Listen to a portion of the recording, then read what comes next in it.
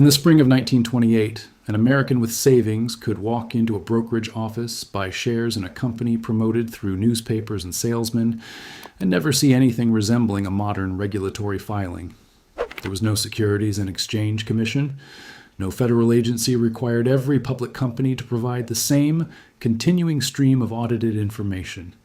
No national regulator could suspend a broker, bring an insider trading case, or force a corporation to explain a material risk in language investors could examine. And yet, Wall Street raised billions of dollars, financed railroads and industry, and attracted ordinary people who believed stocks were a path into modern prosperity. So, who protected investors? Before 1934, the uncomfortable answer is that protection came from contracts, state laws, exchange rules, reputation, and private gatekeepers, all operating inside a market whose strongest participants often knew far more than the public.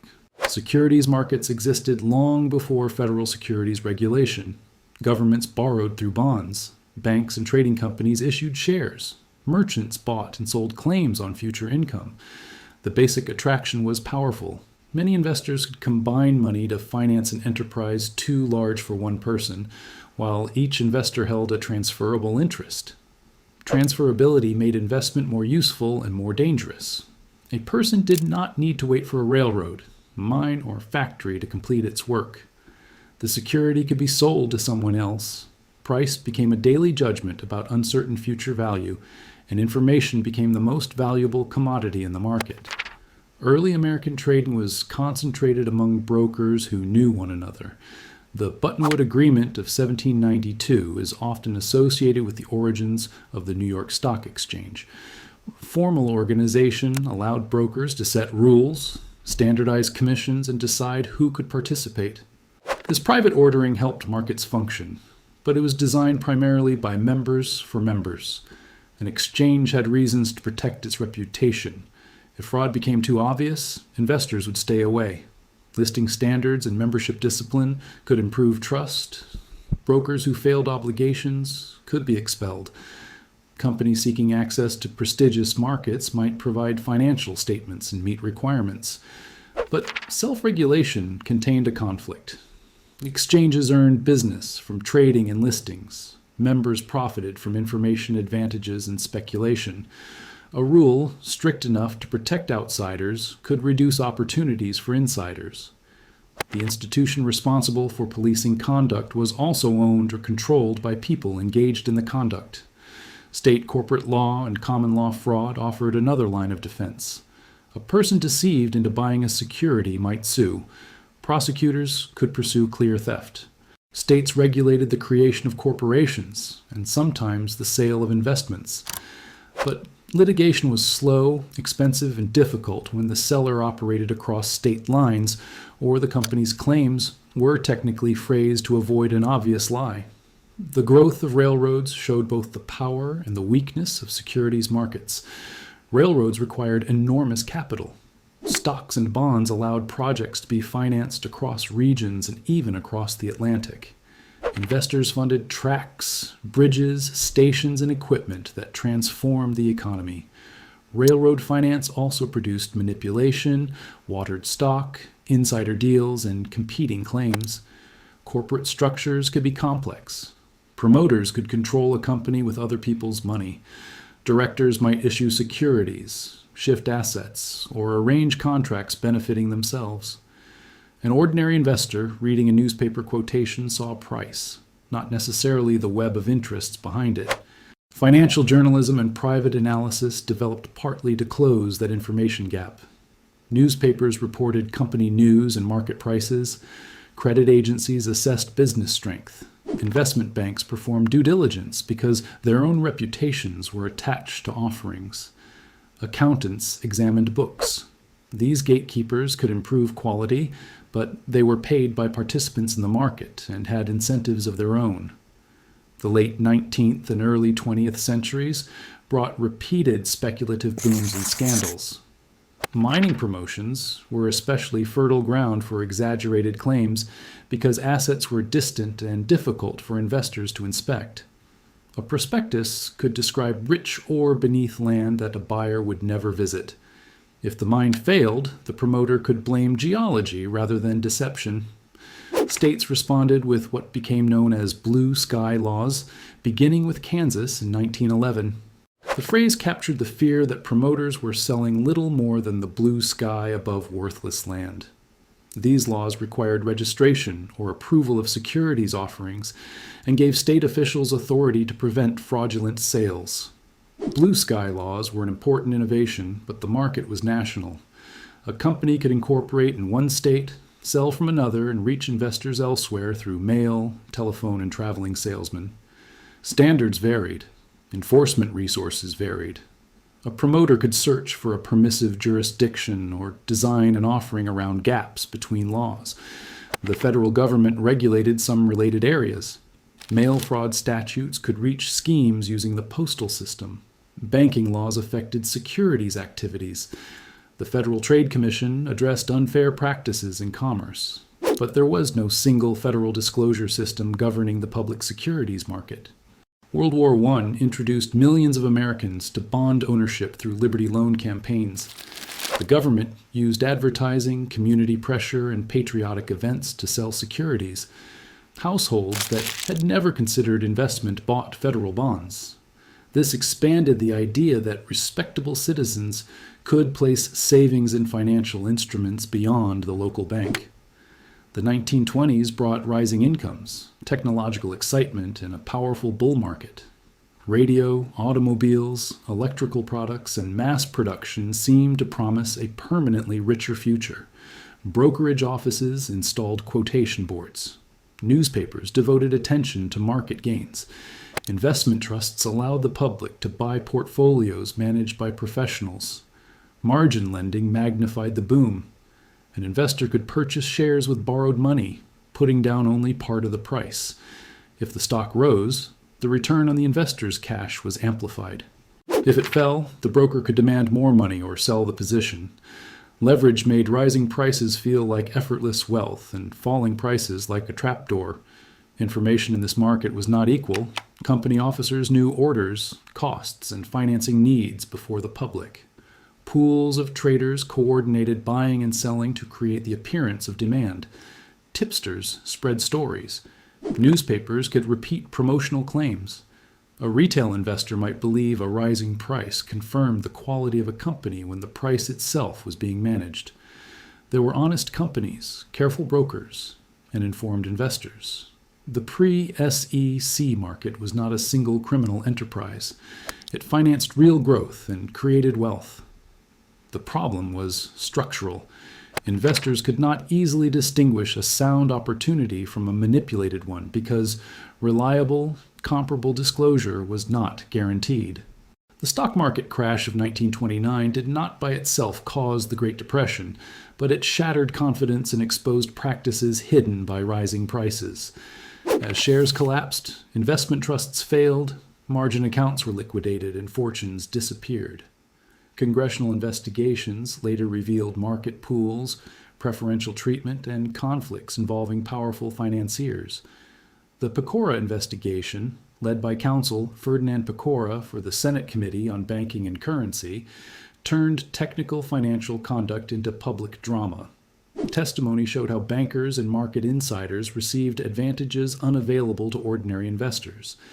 The hearings gave names and documents to a feeling that the financial system had operated by one set of rules for the public and another for its elite. The political response rested on a new federal principle. Investors did not need the government to guarantee that every security was good, but they did need truthful information and markets protected from certain abuses. This distinction became the foundation of disclosure-based regulation. Government would not choose investments for the citizen. It would require issuers to reveal material facts. The Securities Act of 1933 addressed new offerings. Companies selling securities to the public generally had to register and provide specified information. Misstatements and omissions could create legal liability. The law sought to replace promotional darkness with a standard record. Investors and professionals could examine. The Securities Exchange Act of 1934 addressed trading markets and created the Securities and Exchange Commission. The SEC received authority over exchanges, broker-dealers, periodic reporting, proxy solicitation, and market conduct. It became the permanent federal institution responsible for enforcing the new architecture. President Franklin Roosevelt appointed Joseph P. Kennedy as the SEC's first chairman. The choice was controversial because Kennedy was a sophisticated market operator who understood the practices reformers wanted controlled. Supporters believed that someone familiar with Wall Street's methods could regulate them effectively. The appointment expressed a recurring idea in American government. The system sometimes hires an insider to close the doors insiders once used. The new regime did not eliminate private self-regulation. Exchanges and later industry organizations continued to set and enforce rules under federal oversight. The architecture combined government authority with market expertise. This layered system could adapt to technical change, though it also created complexity and opportunities for regulatory capture. Now place a pre-1933 investment circular under glass. The cover promises opportunity in confident type. Inside are descriptions of property, projected earnings, and the names of respected men connected to the enterprise. There may be financial numbers, but they are not organized according to the disclosure system a modern analyst expects. Important risks are absent or buried. The document tells the story the seller wants the buyer to hear. Take one line, estimated annual profit. The number appears precise, perhaps printed to the dollar. But what assumptions produced it? Are commodity prices fixed at an unusually high level? Is construction complete? Does the company own the property it claims? Are officers taking fees from the proceeds? Has an independent accountant examined the books? The circular supplies a number without supplying the machinery needed to test it. Beside it, place a modern registration statement. It is longer, denser, and hardly friendly reading. It identifies management, financial history, use of proceeds, material risks, and legal obligations. The modern document does not make the investment safe. A fully disclosed company can fail. The difference is that the seller must enter a record that can be reviewed, compared, and used in court. This is the central innovation of securities regulation. Disclosure changes the burden of silence. Before the federal laws, the investor often had to discover what the promoter preferred not to discuss. After the laws, omitting a material fact could itself become a violation. The market still rewards investigation, but the issuer has duties that exist before the buyer asks the perfect question. The document also shows the cost of regulation. Preparing audited statements, legal disclosures, and filings requires money. Large corporations can spread the expense across enormous offerings. Small companies may find public markets burdensome. Policymakers continually debate exemptions and alternative routes for raising capital, knowing that every reduction in cost can also reduce protection. During its early years, the SEC built rules, required exchange registration, and pursued manipulation. It developed a professional staff of lawyers, accountants, and examiners. The agency's authority depended not only on punishment, but on routine compliance. Thousands of firms changed behavior because filings, audits, and inspections became expected. The Investment Company Act and Investment Advisors Act of 1940 added protections around pooled funds and professional advice. The market had learned that a person could be exploited not only through a fraudulent stock, but through the structure managing the investor's money. Regulation followed the growth of new intermediaries. After World War II, household participation in securities markets expanded through mutual funds, pensions, and later retirement accounts. Many investors no longer chose individual companies. Their savings flowed through institutions. The SEC's work therefore affected people who never opened a brokerage account directly. Corporate disclosure became a part of the information infrastructure of capitalism.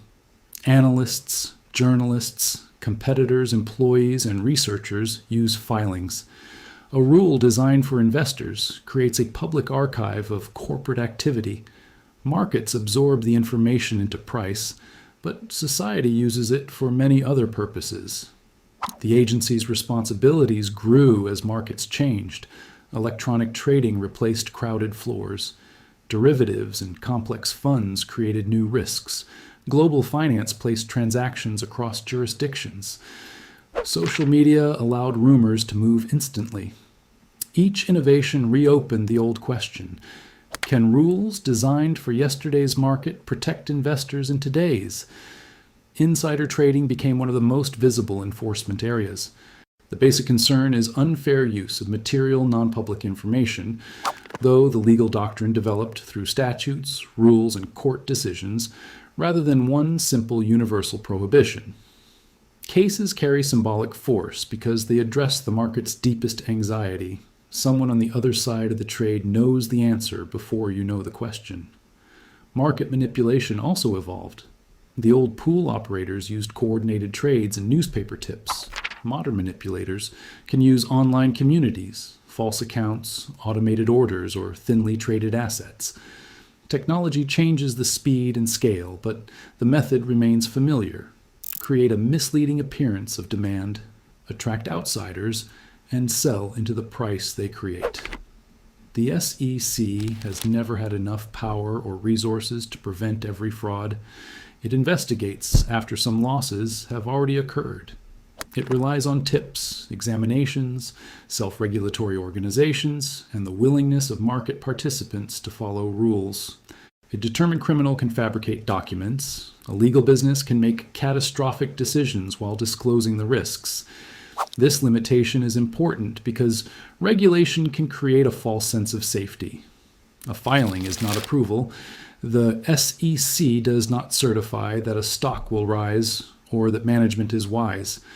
The agency requires information and enforces laws, but risk remains with the investor. The red warning in a prospectus cannot force a reader to understand it. Critics from one direction argue that the agency imposes excessive cost, slows innovation, and protects established firms from competition.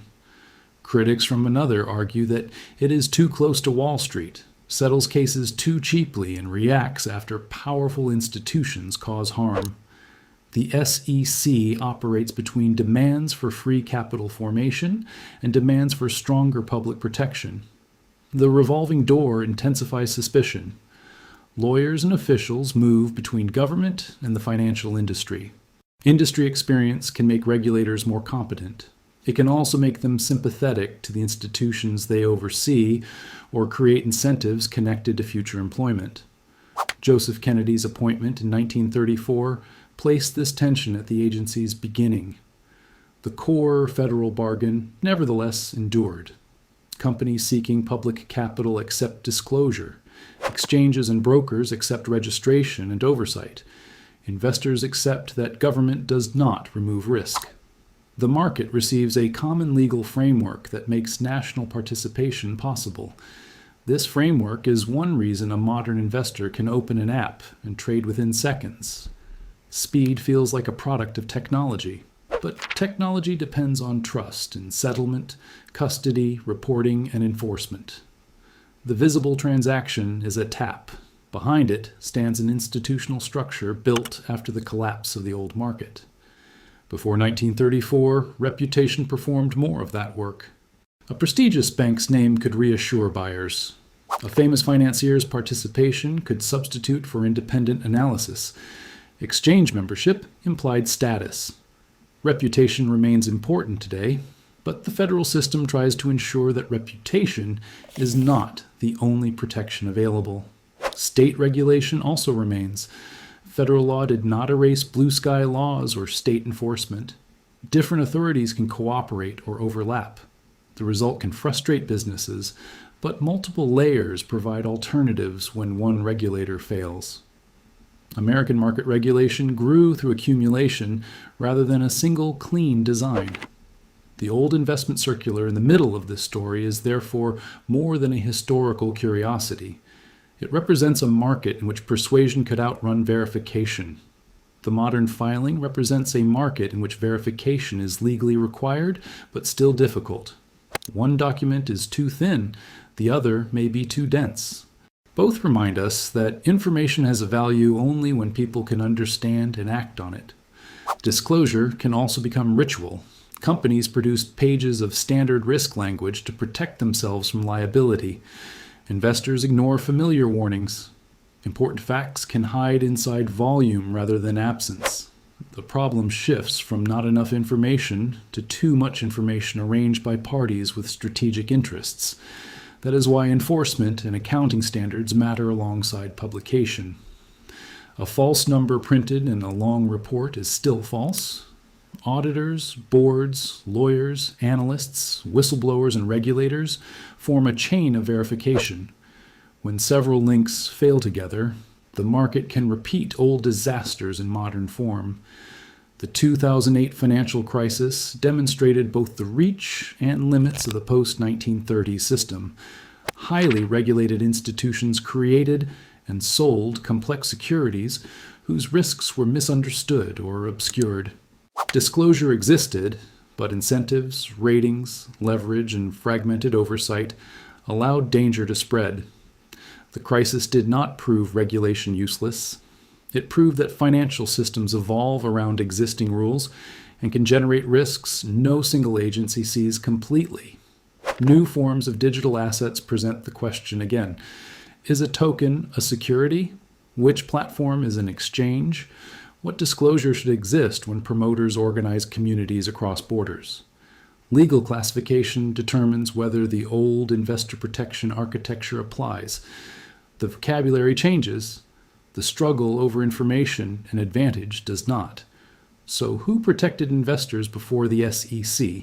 Exchanges protected their reputations. States enforced corporate and blue sky laws. Banks and accountants performed private review. Courts punished some fraud. Newspapers exposed some schemes. Investors relied on personal judgment and the names attached to an offering.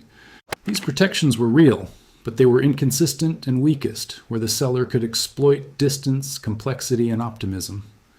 The crash did not reveal that every pre-1934 investment had been fraudulent. It revealed that a national securities market required national rules. When capital crosses state lines, information duties and enforcement cannot depend entirely on local law or private honor. The scale of the market demanded a regulator with comparable reach. The SEC's most important creation may not be any individual rule. It is the expectation that a public company owes the public a continuing account of itself. Earnings, risks, ownership, and major events must enter a formal record. That expectation changes corporate behavior even when no enforcement action is filed. The promise is modest but profound. The government will not tell you what to buy. It will try to make the seller tell the truth. It will not prevent every loss. It will try to distinguish loss from deception. It will not eliminate unequal knowledge. It will set boundaries around how that inequality can be used. The brokerage office from the opening and the prospectus under glass lead to the same final question. What does a person need in order to risk savings intelligently? A price is not enough. A confident salesman is not enough. The reputation of a powerful bank is not enough. The investor needs information, comparable rules, and a place to appeal when the market's private gatekeepers protect themselves first. That is what changed in 1934. The country did not make Wall Street safe. It made the market answerable to a permanent public institution. The institution could fail, hesitate, or be outmatched. But the principle had shifted. Protecting investors was no longer only a courtesy offered by the market. It was a federal responsibility. And that responsibility transformed the relationship between American capital and American citizens. The market could still ask ordinary people to take risk. After 1934, it also had to leave a record of what they had been asked to risk and why. In finance, the distance between trust and manipulation is often nothing more than the information one side was allowed to keep secret. The SEC was created to narrow that distance.